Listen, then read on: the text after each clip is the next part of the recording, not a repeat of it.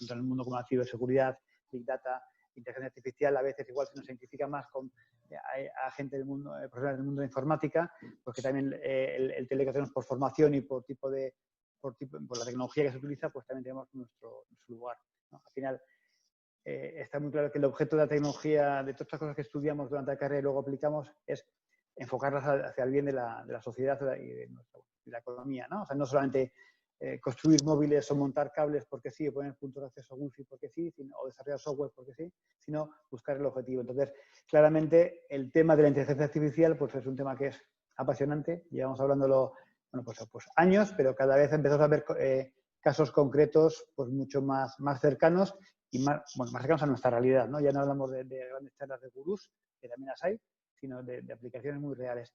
Entonces, en este caso, bueno, pues contamos con la participación de 3 personas en esta charla, bueno, en esta mesa va a ser, porque tenemos un foro de mesa de debate, que son, por una parte, Maider Alberich. Maider Alberich es ingeniera de telecomunicación, Universidad de Navarra, por Tecnun, entiendo, en Donosti. Bueno, tiene luego muchos más estudios, máster en ingeniería biomédica y más cosas que, al final, bueno, estos de los currículums largos es complicado, pero bueno, evidentemente es una persona que tiene una carrera importante y ahora, bueno, pues aquí la hemos enganchado a este carro porque actualmente es CTO y socia fundadora de la empresa Naru Intelligence, que se dedica, bueno, pues a desarrollar soluciones para el mundo biomédico basadas en inteligencia artificial. Entonces, como seguro que tú lo haces mucho mejor que yo, Maider, te dejo un minuto o minuto y medio para que te vendas un poco. Vale. Vale, en lo que en Naru desarrollamos, como has dicho, sistemas de inteligencia artificial para el sector de la salud. O sea, estamos centrados en mejorar los resultados de cada paciente para optimizar las actuaciones que hacen los sanitarios. En concreto, nuestro primer producto, STEP, es un sistema dirigido a mejorar los resultados en oncología, en los pacientes de cáncer. Es un poco así rapidito, es eso. Vale, la verdad que bueno, pues es una cosa como muy cercana, ¿no? Apasionante. Por otra parte, bueno, luego ya iremos con las preguntas, también saldrán más temas, Maider. Alberto Gómez también es ingeniero también de telecomunicación por la UPV y bueno, ha trabajado pues en empresas de operadoras y de producto como Vodafone y Huawei y actualmente, bueno, pues es el CEO de la empresa Gravit AI, ¿vale? Que bueno, que es una empresa pues enfocada a, Alberto, ¿a qué está enfocada? Que tú explicas mejor que yo. Venga, cuéntanos, por favor. A ver. Sí, comentarios, soy ingeniero de telecomunicaciones hace ya un montón de años, 20 años, y he trabajado sobre todo, como comentabas, en el sector de redes de telecomunicaciones, operadores, en Vodafone y Huawei, y hace un par de años decidí reenfocar y hacer algo diferente y empecé este tema de inteligencia artificial. En mi caso es, bueno, había muchas ayudas y conseguí un poco reaprender todos estos temas y conocí a mis actuales socios y creamos Gravit, que lo que hacemos es soluciones de visión artificial orientados al consumo, al comercio minorista. La primera implementación, el primer prototipo que tenemos es, yo os entiendo más fácil, es una especie de nevera inteligente en la que se abre con una app, con un código QR, se abre la nevera, se cogen los productos que se quieran comprar y cuando se cierra se cobra de forma automática. La idea es que con visión artificial pues, se reconozca tanto los productos que hay en la nevera como las acciones que hace el cliente, pues coger productos de la estantería o dejarlo. Y la idea es evolucionarlo hacia otro tipo de productos que sea, por ejemplo, un mini market, pues algo parecido a un Amazon Go, pero en formato mucho más sencillo, menos complejo y mucho menos costoso. Vale, qué bueno, pues estupendo, gracias, Alberto. Y bueno, y la tercera persona que nos acompaña es Alex Rayón, que bueno, no es ingeniero de telecomunicación porque nadie es perfecto, pero lo compensa con el doble grado porque es ingeniero informático e ingeniero industrial, con lo cual, más o menos, bueno, pues yo creo que, aparte que, bueno, pues evidentemente Alex tiene una trayectoria también importante, es vicerrector de Relaciones Internacionales de la Universidad de Deusto, es profesor y director del programa ejecutivo de Big Data y Business Intelligence. Y además la Universidad de Deusto pues, también es culpable de que haya una buena parte de ingenieros de teleco rondando aquí por Euskadi, con lo cual, bueno, pues aparte de tener vuestro granito de arena en gestionar todo ese sector. Alex, cuéntanos un minutillo más qué cosas así importantes sobre tu perfil. Bueno, pensaba que me ibas a presentar también por el doctorado, porque el doctorado, por fortuna de Deusto, se llama Programa en Doctorado de Informática y Telecomunicaciones. Entonces, soy doctor Sí, en Informática y Telecomunicaciones. qué Entonces, bueno, vale, vale, pero pues no, no vamos, sabía. ya os anticipo que mi contacto con las telecos es sistemas como este, ¿eh? O sea que es el Vale. apellido que lleva el programa, pero poco más me puedo ver representado. Pero evidentemente llevo toda mi vida profesional pues trabajando con gente en el ámbito de las telecomunicaciones, porque el dato, que es lo que me ha rodeado en los últimos 15 años, pues al final hay que moverlo, hay que transportarlo, hay que generarlo y ahí obviamente el rol de las telecomunicaciones es crítico.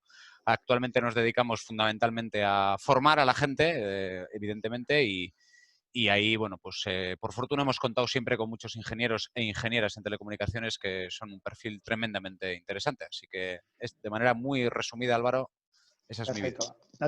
Vale, pues muchas gracias, Alex. Ah. Bueno, y un poco ya por centrar la mesa de debate, ¿vale? Al final, cuando hablamos de inteligencia artificial, bueno, pues de estos paradigmas que están muy de moda, que empiezas a hablarlos y hay mucha gente que habla muy en abstracto y, de hecho, si vamos a San Google, ¿no? O cualquier buscador, empiezas a encontrarte con frases como que hay un riesgo de la dominación por la inteligencia artificial, se hablan cosas que, dices, bueno, de potencialidades tremendas, pero a veces no son muy tangibles y hay gente que la ve como una oportunidad o como un terrible riesgo, ¿no? Pero bueno, al final la tecnología, yo creo que en cualquier época de la historia tiene un doble filo, ¿no? Desde la era del metal, en la que el hierro se utilizaba para arar campos o para matar, la pólvora, que puedes utilizarla por diferentes sentidos, o los motores a propulsión para un cohete o para un avión, ¿no?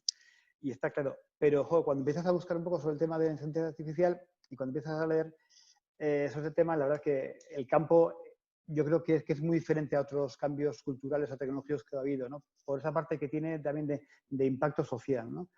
Antes comentábamos en la pretertulia, estoy leyendo actualmente el libro de 21 lecciones para el siglo XXI del israelí Yuval Noah Harari, que fue autor de Homo Sapiens, y cuando habla de la inteligencia artificial pone un ejemplo que es muy curioso, ¿no? Y dice que la fecha del 7 de diciembre de 2017 fue un hito histórico porque AlphaZero derrotó a Stockfish 8 jugando al ajedrez, ¿no? Y dices, ¿qué son? ¿Son rusos o son programas? No, a ver, en el año 96, los que ya somos mayores nos acordábamos, fue la primera vez que un ordenador ganó una partida a un campeón mundial como Yuri Kasparov, ¿no? Pero ganó una partida de 6, creo que fueron, ¿no? O sea, porque al final ganó Yuri porque solamente ganó una del ordenador, ganó 2 al final, pero Yuri ganó 4, pero fue un reto, porque una máquina ganaba por primera vez a un hombre. Y entonces, después de eso, ese fue Deep Blue, el ordenador de IBM. Después de eso ha habido muchas avances, y ya que un ordenador gane una persona ya no es un hito, pero resulta que AlphaZero es un programa de Google. Y Stockfish 8 es un programa que se hizo hace unos cuantos años, que fue campeón mundial de ajedrez, porque era un programa hecho especialmente para jugar al ajedrez. Es decir, se le fue pues imbuyendo toda la cultura que había del ajedrez, toda la historia, las mejores jugadas de muchas décadas o siglos de jugadores humanos. Y entonces, pues era un programa que ganaba cualquiera. Pero lo curioso es que AlphaZero de Google no es un programa de ajedrez, es un programa que aprende a aprender. Entonces, al AlphaZero de Google le dijeron cuáles son las normas del ajedrez, y entonces empezó a jugar contra sí mismo y luego jugó contra el programa de Stockfish 8. Y resulta que, pues Stockfish 8 está preparado para calcular 70 millones de posiciones en el tablero por segundo, y AlphaZero pues solo hace 80.000 cálculos por segundo, con lo cual la diferencia es brutal.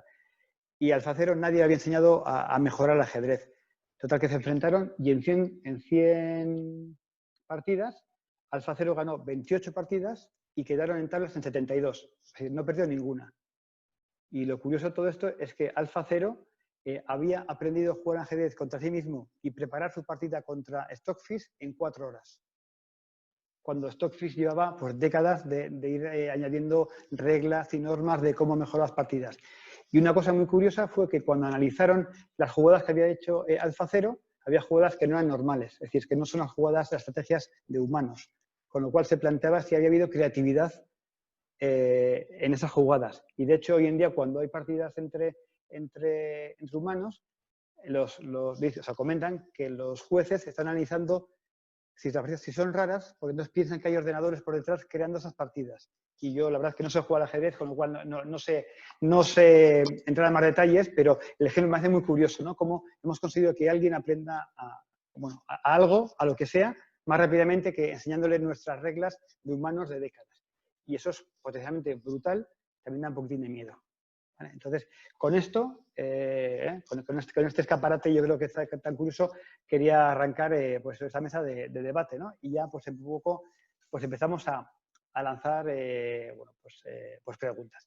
Y ya yo os voy un poco dirigiendo y luego ya nos cruzaremos preguntas. Yo ahora primero quiero arrancar con pues analizar la figura del teleco, el ingeniero de telecomunicación o la ingeniera dentro de este sector. Y un poco, Alberto y Maider, ¿cómo habéis acabado en la inteligencia artificial siendo ingeniero de telecomunicación, ¿no? Con lo cual, porque a veces cuando acabamos la carrera parece que lo que sabemos es de fibra óptica, de antenas y de conectar ordenadores. Cualquiera de los dos, si me podéis responder. No funciona. Salva, por favor, creo que igual tiene bloqueado el... Ahora. Vale, perfecto. Sí, estupendo. Vale, pues si le parece a Maider, empiezo yo. Sí. Vale, muchas gracias. Primero, perdón, disculpas porque tengo una congestión bastante maja. Si veis que estoy con el pañuelo que me cuesta, por la congestión, que llevo ya unas cuantas semanas y estoy a ver si se me quita de una vez, que esto es la ley de Murphy. Justo cuando toca la charla esta es cuando peor se está. Pero bueno, ¿qué se le va a hacer? Yo diría que a nivel de este campo de inteligencia artificial, por lo menos el tiempo que llevo yo, se ve una gran presencia de ingenieros de telecomunicaciones. Y hay diversos factores que yo creo que lo justifican y yo creo que hay algunos que son bastante significativos. Primero, yo diría que en general el perfil de ingenieros de telecomunicaciones es bastante apreciado en todo lo relacionado con desarrollo tecnológico. Es decir, lo ves en inteligencia artificial, pero también lo ves en cualquier otro campo relacionado con el desarrollo tecnológico, tanto a nivel de desarrollo propiamente dicho, como puede ser liderazgo de equipos o desarrollo de negocio. Es algo, por lo menos, que yo en mi experiencia profesional he visto bastante y es un perfil muy apreciado en este entorno.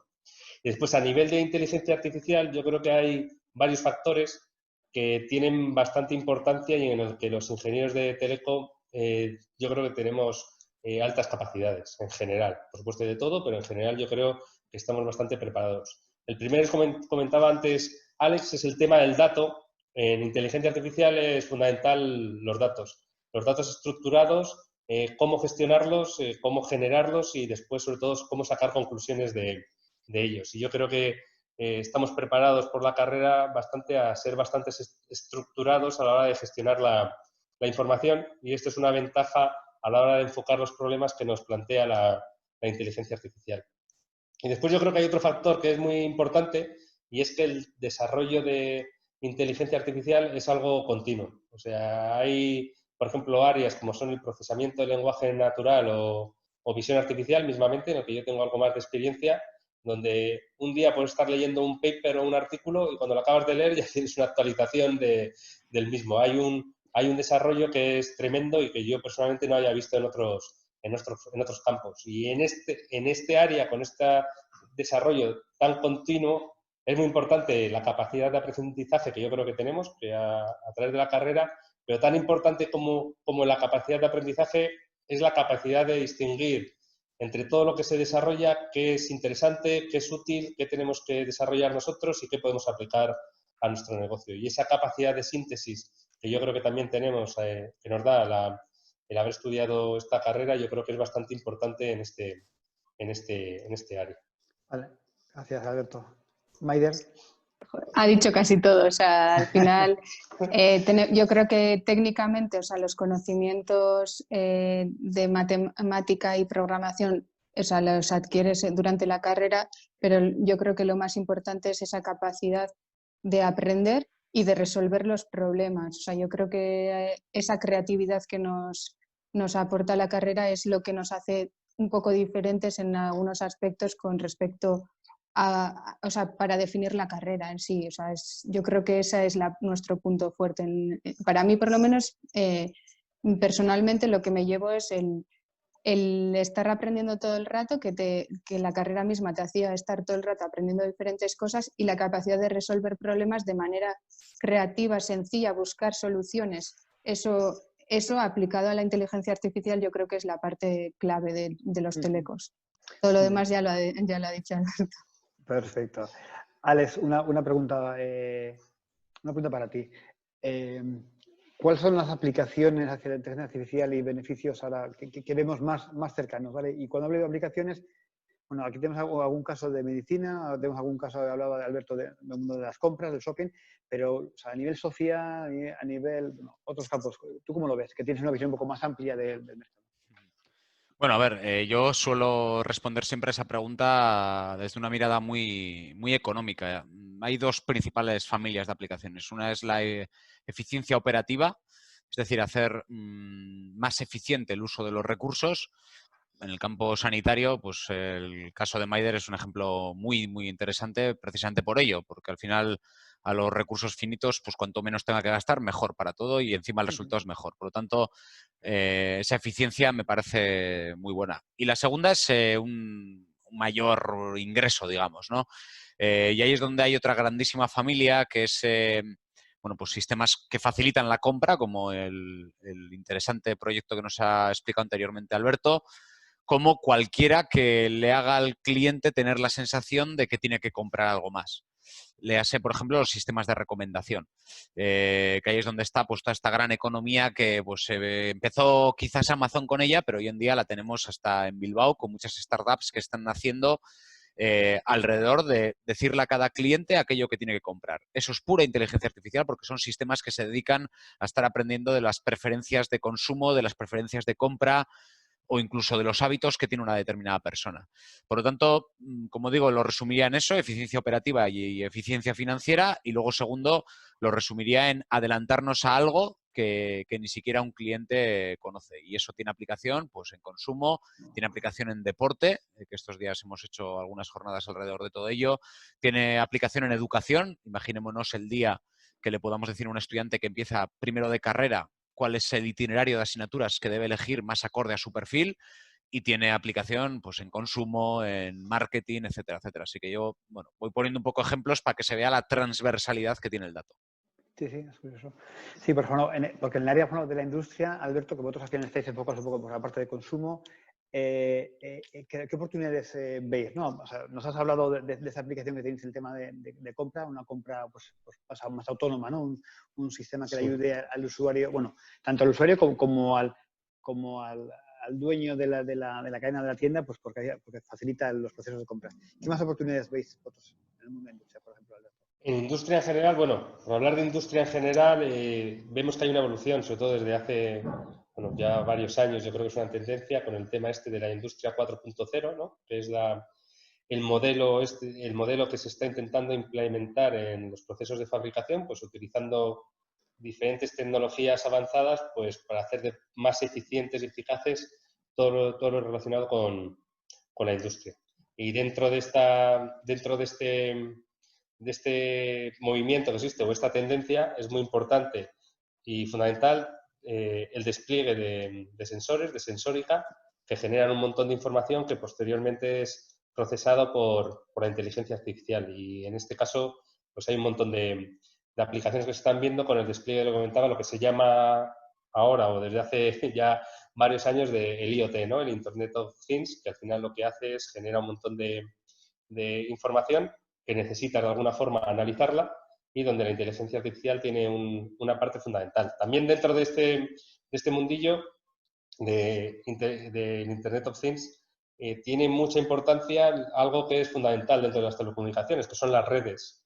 Con el despliegue de nuevas redes, como por ejemplo son el 5G, que ya está desplegada a nivel nacional, pero se espera que se despliegue de forma más masiva próximamente, o por ejemplo nuevas versiones del Wi-Fi, se espera que haya un despliegue masivo de sensórica, de sensores de diferentes tipos, o por ejemplo pueden ser cámaras o otro tipo de sensores en fábricas, que hace que la cantidad de datos que hay que procesar es muy, muy grande y donde es fundamental la inteligencia artificial para poder desarrollar las aplicaciones que ha comentado Alex. A nivel de fabricación, por ponerte un ejemplo, hay varias. Por ejemplo, la detección mediante visión artificial de defectos en fabricación o o, por ejemplo, el famoso mantenimiento predictivo, que con la información que van generando diferentes sensores se es capaz de identificar y prever con antelación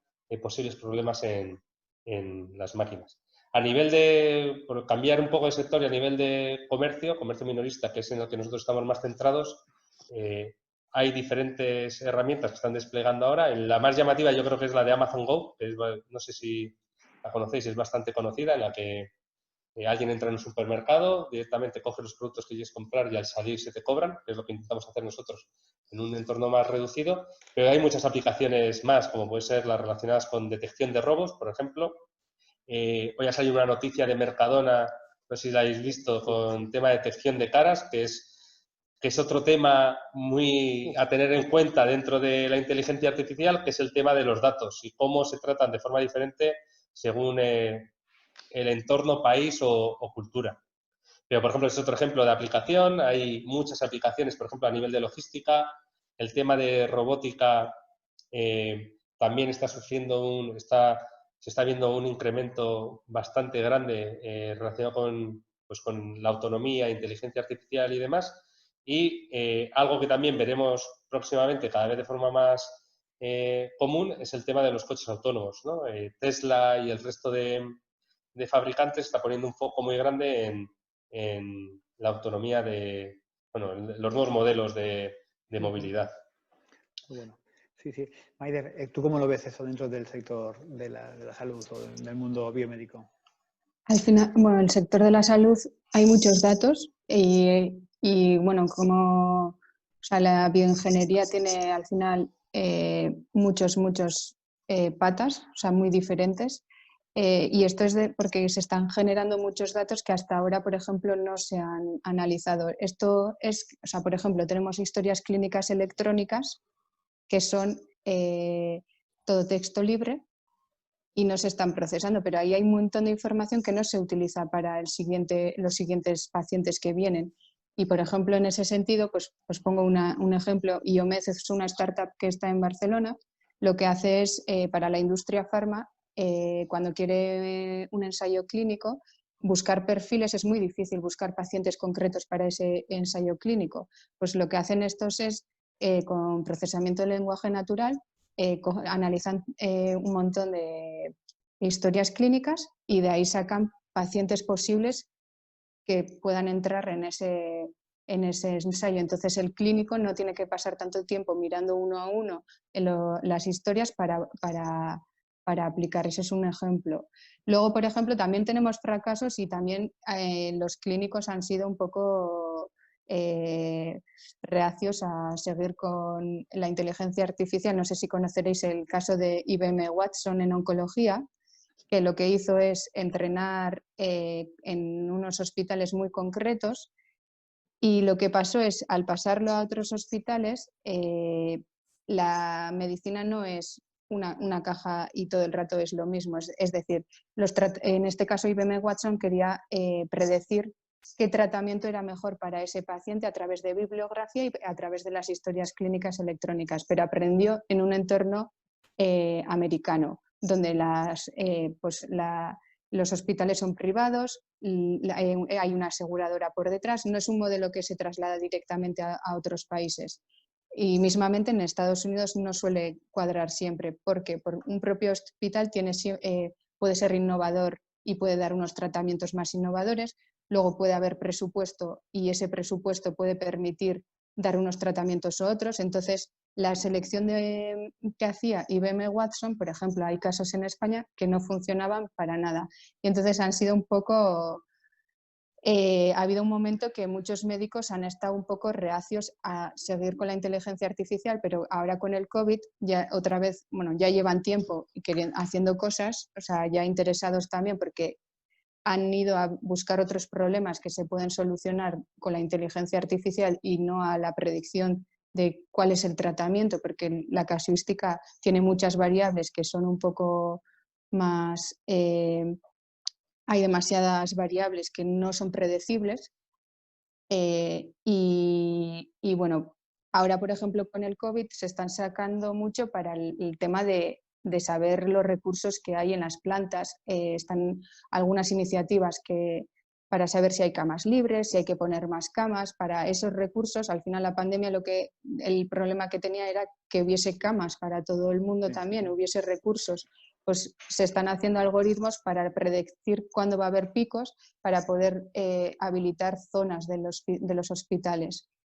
Luego también tenemos aquí cerca también, diferente, Ulma Medical tiene un dispositivo médico para identificar alteraciones en imagen médica de retinopatías para detectar retinopatía diabética. O sea, hacen un algoritmo a través de Machine Learning y Deep Learning, pues con el objetivo de identificar. Pero hay un montón, o sea, hay muchos campos también en temas de genética y proteómica, o sea, hay un montón de historias, y también en cirugías con robótica. O sea, al final es amplio, hay muchísimas cosas con inteligencia artificial y salud. Qué bueno, porque a veces cuando hablamos de inteligencia artificial parece que es un tema de ingenieros, ¿no? O sea, de que nosotros somos los que conocemos cómo es una máquina de ordenador, les programa, se les hace cada cosa, pero luego tenemos enfrente, o sea, el resto del mundo, que es el que, o sea, es el que tenemos que darle el negocio, ¿no? Porque, o sea, no vale con que nuestra máquina, nuestro ordenador sea fabulosa calculando, sino hay que encontrar para qué sirve eso, ¿no? ¿Para qué sirve? Entonces, al final, pues bueno, estás hablando tú ahora mucho de gente, bueno, de médicos o gente del mundo hospitalario. Igual, Alex, igual tú tienes un poco más la visión de la sociedad, cómo nos ve, ¿no? Porque al final tú tienes un contacto mucho más con otro tipo de sectores dentro de la sociedad, ¿no? O sea, ¿con qué se ve más allá de los recelos que puede haber mostrarse en la prensa, ¿no? Porque el periodismo es como es, pero ¿cómo ve el resto de la economía, el resto de los sectores económicos? ¿Cómo ve el uso de inteligencia artificial para mejorar sus soluciones? Bueno, es una pregunta quizás más relevante de lo que parece. Yo, como siempre, la respondo hablando de lo que es una universidad, ¿no? Una cantera de talento del futuro. Ahora mismo, yo este año que estoy cerrando un poco mi actividad del año como docente, una de las cosas que me he dado cuenta es que he dado inteligencia artificial en todas las facultades, menos en teología, de las 6 que tiene la Universidad de Deusto. Por lo tanto, me parece que es un dato bastante llamativo, porque eso quiere decir que he dado clase de text mining, que hablaba anteriormente Maider, a derecho. He dado clase en psicología de tratamiento de datos para la percepción del paciente, de un empleado de una empresa, en psicología de las organizaciones. He dado clase en comunicación, cómo utilizar los datos para comunicar mejor. Evidentemente he dado en la Business School, en el ámbito de negocios. Y luego, pues el origen de todo esto, que es la Facultad de Ingeniería. Por lo tanto, Álvaro, a tu pregunta, después de haber trasladado esto, yo creo que esto se va a transversalizar. Creo que se va a convertir, de esto he escrito mucho, como sabes, para mí es una tecnología de propósito general y como tal va a transformar transversalmente cadenas de producción y cadenas de distribución, y como tal creo que la tenemos que ver a la inteligencia artificial más allá de los términos y todas estas cosas como una tecnología con la que tenemos que naturalizarnos, que entenderla, etcétera, etcétera. Y no hay que tenerla miedo, como digo, yo creo que esto es una cuestión de tiempo, o sea, de ser pacientes. Y por eso es verdad que la sociedad yo creo que la ve mejor. Nosotros lo vemos en nuestro máster de Big Data, pues de los 100 alumnos que tenemos más o menos cada año un porcentaje mayor viene de disciplinas fuera de la ingeniería. Por lo tanto, bueno, no sé. Es que no, es muy cierto, ¿no? Porque al final, claro, hemos hablado aquí de casos concretos de industria o de retail o del mundo de medicina, pero al final dices, bueno, pues inteligencia artificial es aprender. Yo ponía el caso del ejemplo del ajedrez, ¿no? Pero luego, al hablar de deportes, también leyendo, bueno, pues libros o gente que escribe, dice, claro, si al final, Alberto hablabas de la sensórica, ¿no? Del IoT cada vez está más extendido, la sensórica que vemos fuera, pero también ya por la microsensórica, ¿no? O cada vez tenemos más gadgets que llevamos colocados encima, con lo cual al final, yo evidentemente no sé mucho de biorritmos, pero estoy seguro que cuando yo escucho mis canciones favoritas de los 80, seguro que tengo biorritmos o hay no sé, feromonas o cosas por ahí que se me disparan en algún sitio, con lo cual eso cada vez será más medible y al final ese smartwatch o ese sistema que está por detrás irá notando que a mí me gusta una canción y me gusta menos otra. O que cuando estoy más triste o más, lo que sea, porque he discutido en casa o he tenido rollos con mis socios, que una canción me podría ayudar para mejorar mi estado de ánimo. Entonces, esa aplicación cada vez es más social, es más transversal. Hablabas, Alex, del tema del mundo del deporte. el mundo del arte, ¿no? Hasta que cuando se habla, bueno, se habla de que ya hay sistemas expertos que pueden escribir libros, algunos con mejores o peores resultados, de hecho todos lo sabemos. No, ya no voy a traducir ya hace ya tiempo que los traductores son muy pasables, ¿no? Y algunos son muy buenos. ¿Cómo veis la entrada en esos otros campos en los que cada vez hay que romper ese miedo, ¿no? Yo creo que hay un miedo social de mucha gente de que se invada a su competencia. Yo soy muy bueno pintando o soy muy bueno componiendo música o decorando casas, y que la inteligencia artificial puede romper esas barreras y ir entrando. Y es una pregunta a cualquiera de los tres, ¿eh? Porque yo creo que hay una barrera importante de miedo social que hay que romper. Bueno, yo si queréis, por empezar, porque voy a ser un poco provocativo para debatir un poco. Yo creo que no todo es modelizable y voy a, como siempre, como los académicos hacemos, fundamentar mi afirmación en evidencias. ¿Qué le está pasando a Netflix? Netflix, que por cierto es un proyecto de telecomunicaciones, primero, le están saliendo muchos competidores. Segundo, su mayor ventaja competitiva histórica, que era pues cómo fue escalando esa nube que tiene, mega nube que tiene para el streaming, cada vez se le va quedando más corta. Y tercero, invirtió mucho en algoritmos para predecir posibles hits que no han funcionado. Suelo utilizar esta metáfora para decir que yo creo que hay cuestiones como, por ejemplo, el arte, la empatía humana, la emoción, la motivación, etcétera, etcétera, que creo que un sistema, un ordenador, no se lo podemos explicar a través de unos y ceros. No todo es tan sencillo. La complejidad humana no es tan llevable a máquinas hoy en día todavía. Es la famosa paradoja de Moravec que invito a mirar, porque creo que, bueno, más allá del hype que hay cosas que son bastante mecánicas y otras, como digo, creo que no son tanto. Yo por no porque no me guste polemizar, sino todo lo contrario, voy a estar de acuerdo con Alex en este sentido. Es más, y enlazando a lo mejor un poco una pregunta que veo que ha hecho José María en el chat, el tema de la integración de inteligencia natural y artificial, en varios casos se han visto que los mejores resultados no son los obtenidos por la inteligencia artificial pura, sino cuando hay colaboración entre la inteligencia humana y la artificial. Creo que a lo mejor puedo meter la pata, seguro Alex lo sabe bastante mejor que yo. Hay un juego que es, creo, el Go, me parece que es chino, que es incluso más complicado y más difícil de modelizar que el ajedrez.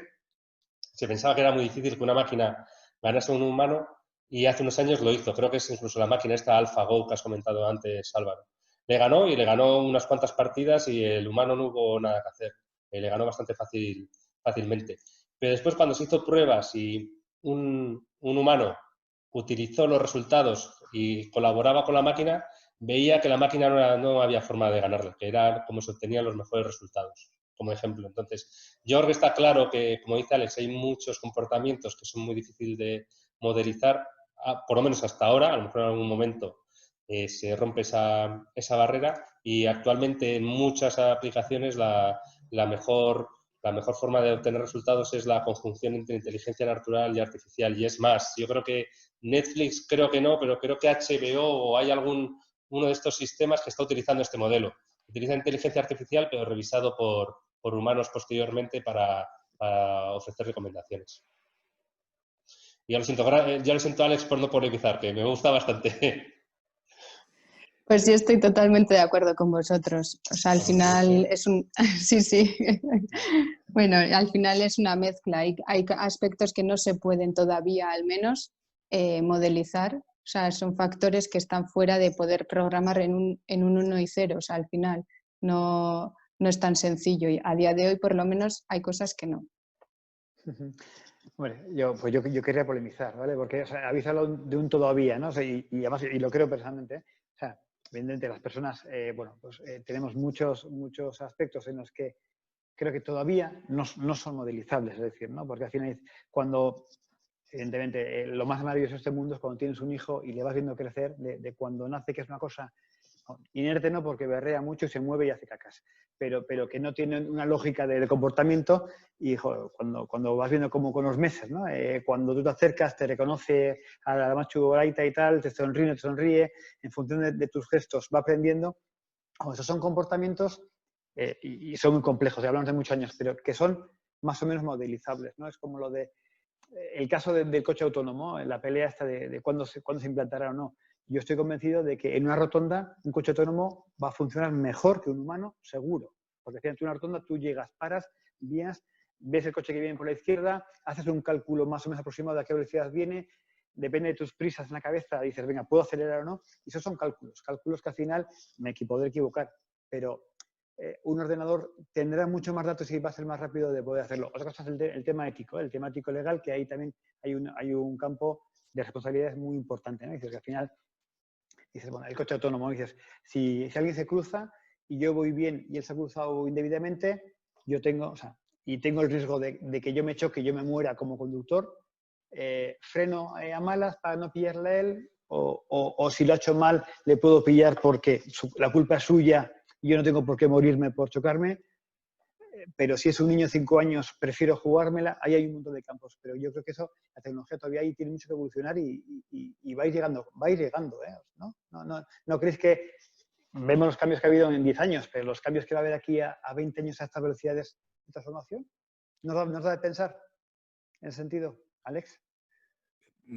Perdón, voy a poner otro ejemplo para aportar un poco de picardía a esto. Cogemos el ejemplo de Tinder, que ya sé que nadie sabe lo que es, pero Tinder es una aplicación para hacer matching entre Homo sapiens. Había oído algo, sí. Algo te habrán contado, Álvaro. Bueno, esa aplicación, que cuando les enseño en clase la parte algorítmica, evidentemente, pero que lo utilizo porque así están más atentos, tiene muchas limitaciones, porque evidentemente el emparejamiento humano depende de tantísimos factores que no son expresables en un ordenador, que al final funciona por la capa más superficial de si te ha gustado estas características, te gustarán otras parecidas. Por lo tanto, vuelvo a poner otro ejemplo. Es que, de verdad, yo creo que la dificultad no es tanto en la parte algorítmica, sino en la expresibilidad del dato. Es decir, decirle a un ordenador de una manera estructurada y sistemática una realidad no es tan sencillo como todavía hoy en día podemos imaginar. Por eso me digo que, pues yo qué sé, predecir un éxito televisivo depende de muchos factores. Es que es difícil expresarlo en la máquina.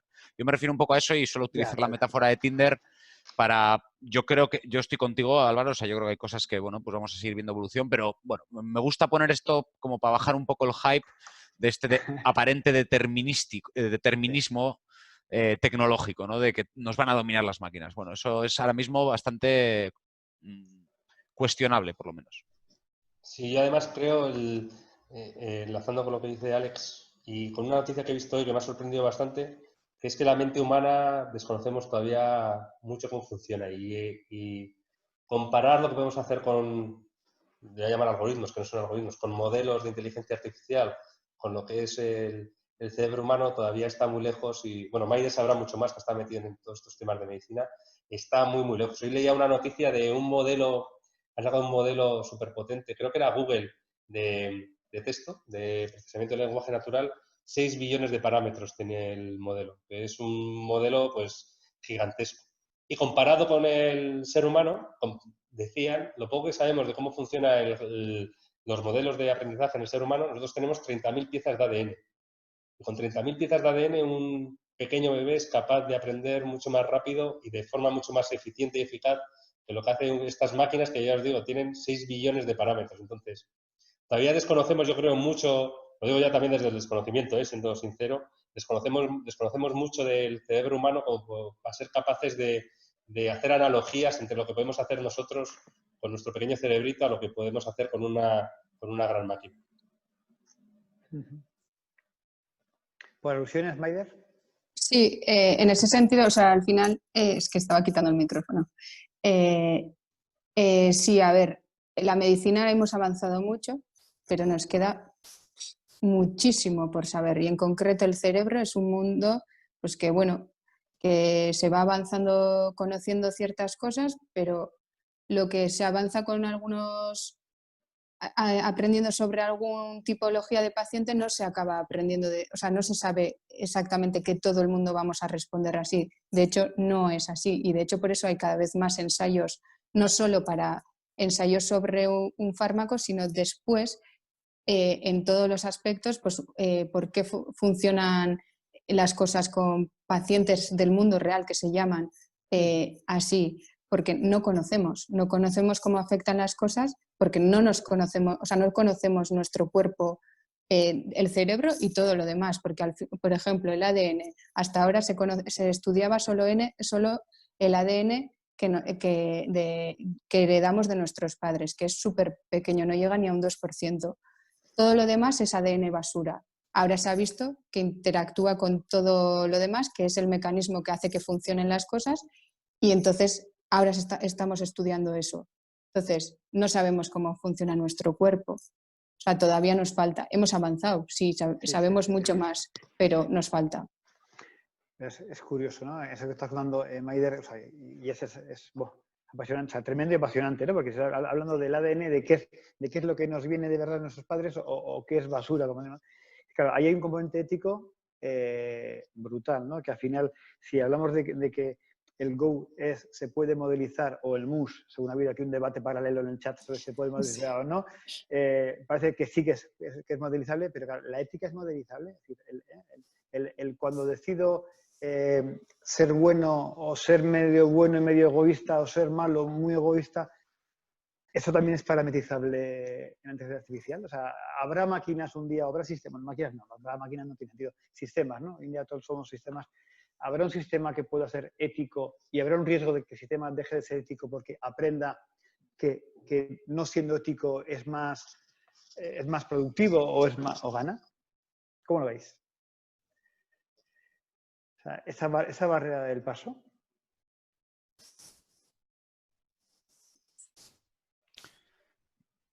Es por no empezar yo otra vez, pero tío, me parece muy sugerente el comentario, pero preferiría igual... Alberto, que te veo que te has muteado.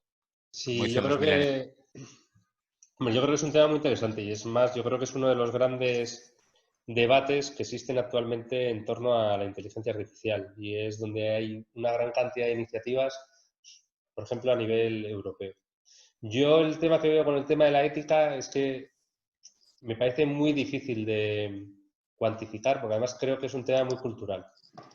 Depende mucho además de cada país y de la cultura en la que estemos. El ejemplo, o sea, podemos ver ahora unas grandes diferencias en cómo afrontan todo lo relacionado con inteligencia artificial, pues 3 grupos grandes, pero China, Estados Unidos y la Unión Europea. China tiene un enfoque ético totalmente diferente al que podemos tener aquí.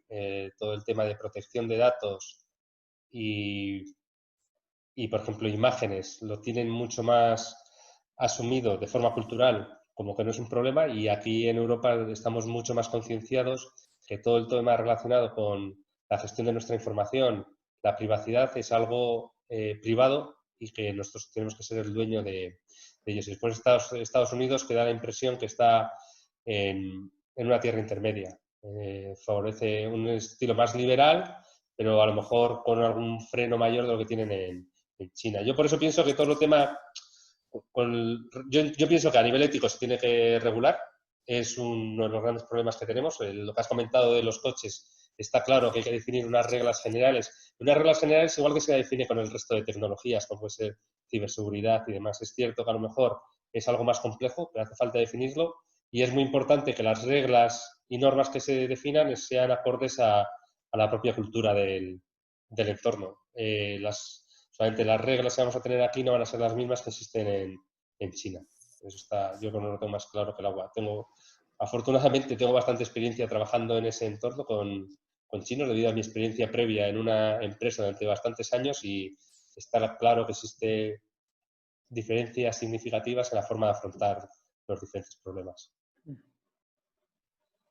Por ejemplo, con el COVID, como se ha llevado la pandemia, en China y en Asia lo que han hecho es geolocalizar a todo el mundo. O sea, tenías todo que aquí éticamente es inviable.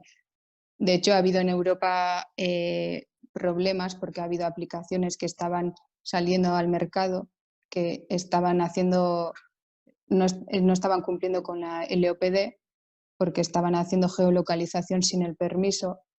Y bueno, pues ha habido un debate desde la Comisión Europea bastante importante en el campo de la medicina, la parte ética, no ética, y la parte de LOPD lo tenemos que llevar, o sea, a rajatabla, porque al final son datos sensibles.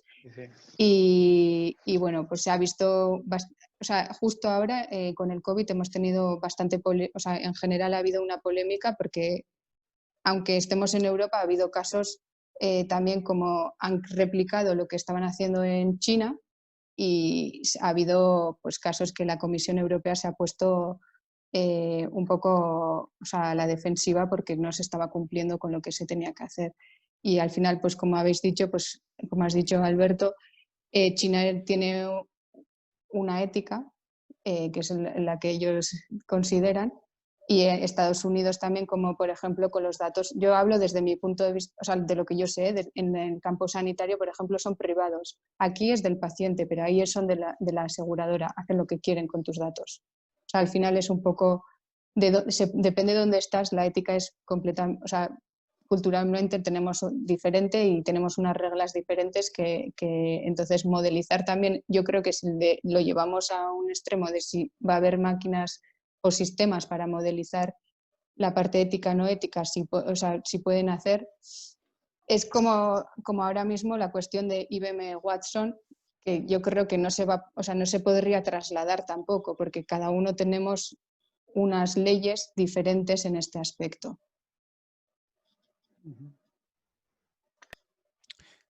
Alex, ya tu turno. Sí, bueno, muy interesante esta pregunta que la tengo muy trabajada porque en una institución como la nuestra donde la ética es nuclear a todo lo que hacemos y decimos, pues obviamente me toca muy de lleno.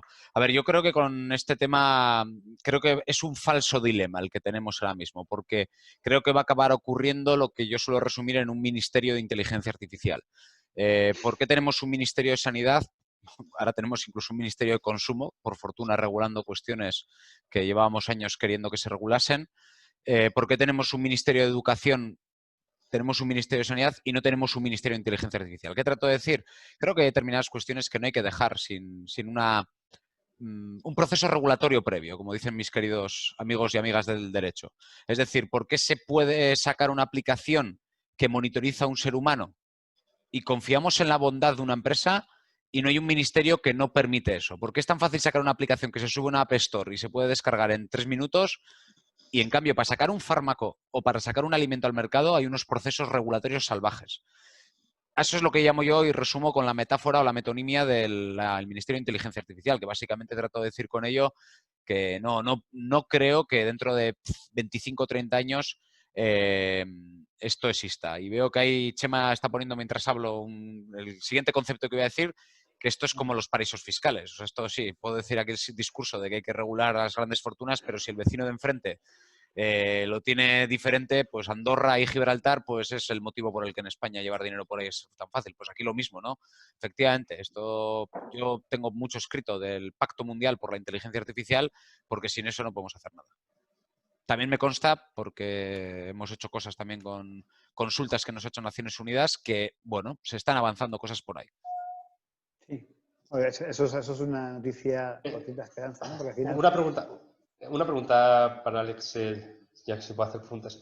Entiendo que estaría enfocado no solamente a inteligencia artificial, sino a todo lo relacionado con los datos, ¿no? Porque yo creo que hay un problema ahora genérico que tenemos con no sé cuál es el acrónimo que se utiliza, con Google, Facebook y demás, GAFA.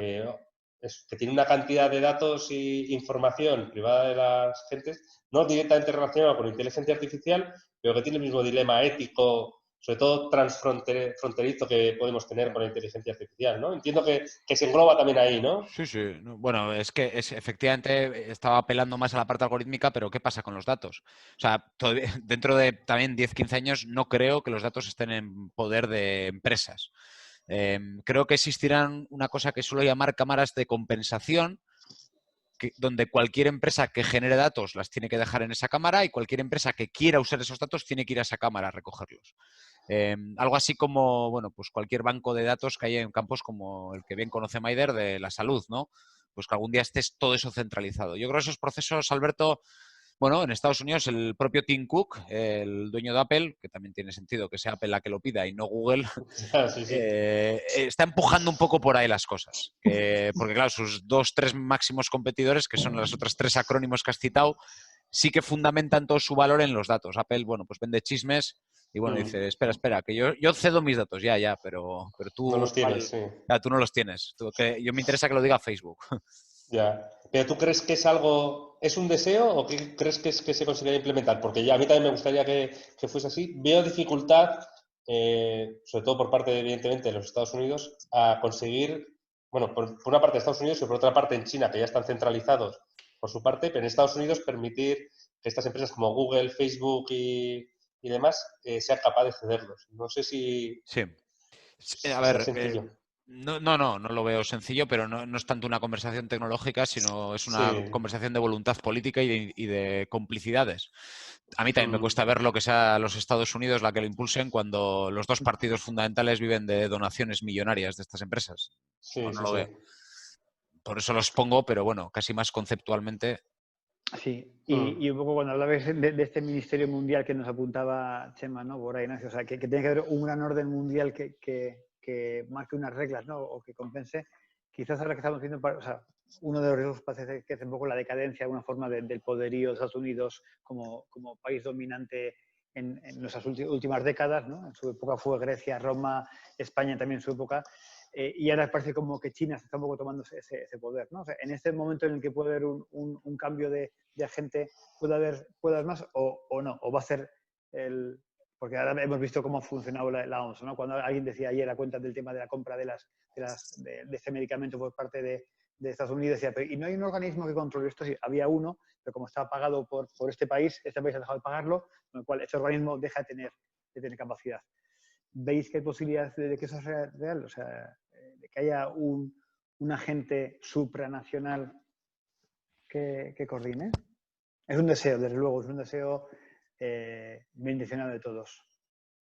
Yo lo veo difícil. Yo es un deseo. A mí me parece Ya. que sería lo ideal. Creo que la Unión Europea, o más bien Francia y Alemania, creo que habían lanzado un proceso en ese sentido, pero tanto por parte de los dos principales agentes o países donde se desarrolla esta tecnología, que son China y Estados Unidos, lo veo difícil por diferentes motivos, ¿eh?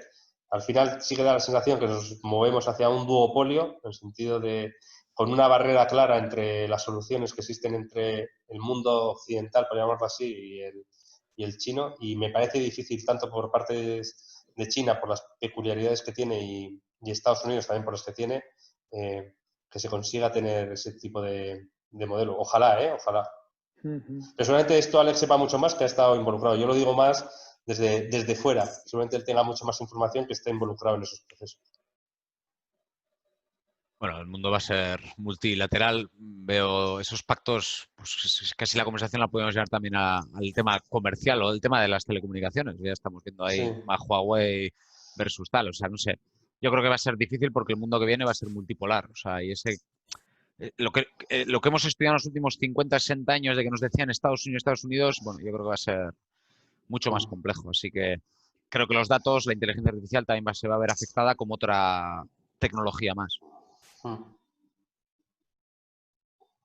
final, a veces lo que sí que ha abierto el mundo de los datos y el mundo de las telecomunicaciones ha abierto un poco esa democracia, esa globalización ha permitido que países que antes no tenían información o estaban más dominados, bueno, desde el caso de las parabólicas, ¿no? O sea, cuando podías recibir información a través de parabólica o de internet en países más subdesarrollados, ahí se produjo una serie de movimientos sociales que parecían buenos, sentido, ¿no? De que democratizaba un poco la población, el poder acceder a información y poder exigir a sus dominantes que cambiasen. Pero también a veces sabemos que hoy en día la Internet de las velocidades, que los GAFA controlan las grandes series de compras, la transmisión de los datos. ¿Habrá un poco más ese equilibrio entre lo que es sociedad y lo que son poderes económicos o no? ¿O serán poderes económicos los que nos seguían controlando?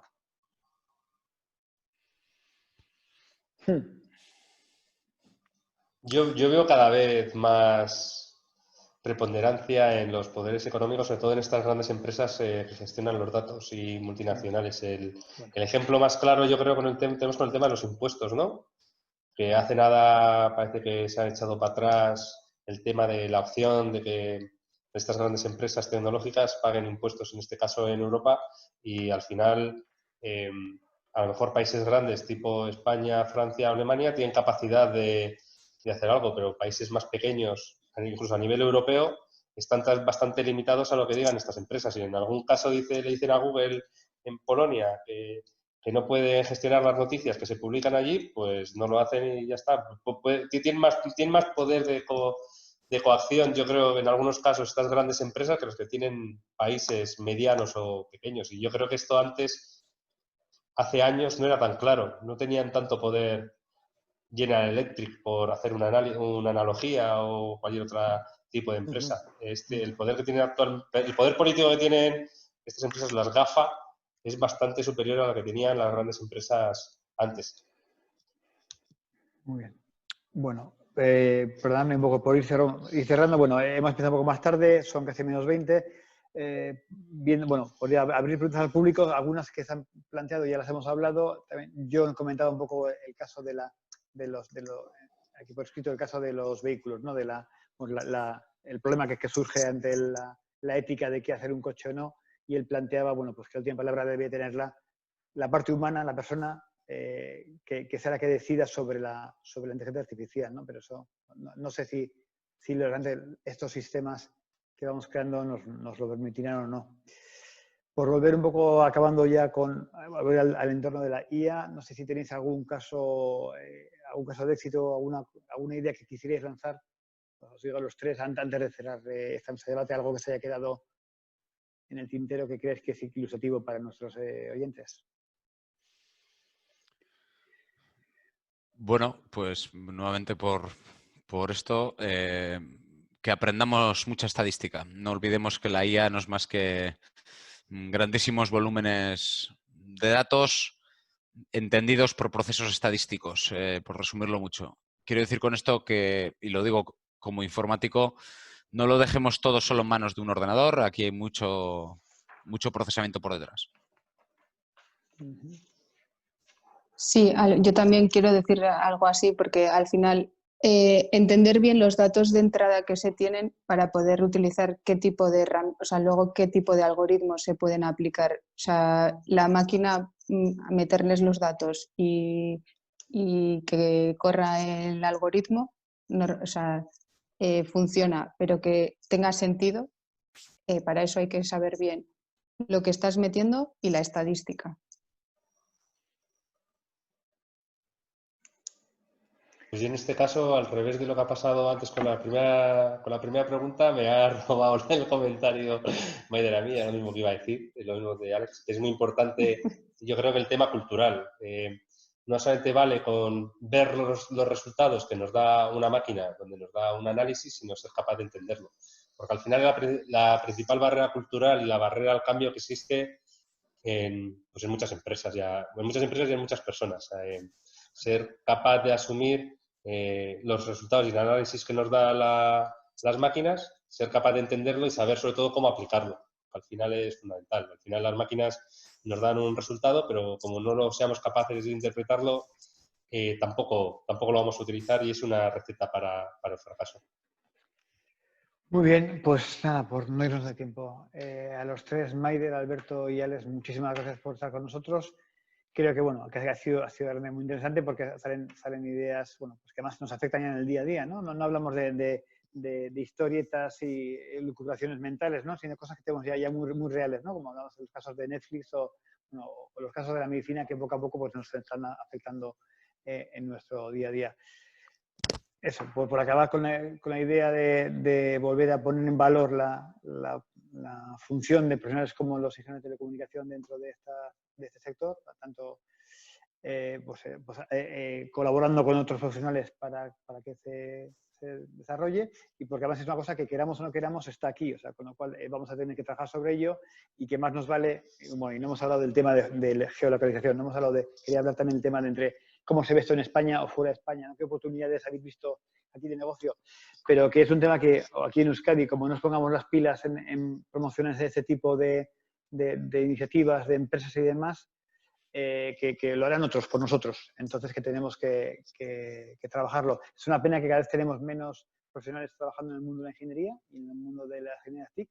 Alex también creo que lo puede decir. Es una pena que como el caso de Deusto, ¿no? que la carrera de Teleco desapareció hace unos años, pero no es un caso particular, pasa en muchos sitios. En la UPV también ha bajado mucho el número de alumnos, tristemente, porque sabemos que hay muchas posibilidades de trabajo, o sea, la colocación es mucho mejor que en otros sectores, evidentemente, y la necesidad social es brutal, ¿no? Porque al final hablamos de, bueno, al principio, ¿no? de que el impacto de estas tecnologías transversales en nuestro día a día son cada vez mayores. Creo que nadie se podría haber imaginado, o sea, esta pandemia que hemos pasado, el estar en casa 3 meses sin el WhatsApp para hablar con nuestros amigos para tomar un vermú, sin el poder ver, en mi caso yo le vi a mi Amachu cuando estaba en la UCI, el poder hablar con ella en directo, el poder usar Netflix o HBO para ver ocio, teletrabajo, la teleenseñanza más o menos bien o mejor o peor, pero el poder hacerla, ¿no? Entonces, que son tecnologías que hoy en día son básicas, sin las cuales nuestra vida sería brutalmente, bueno,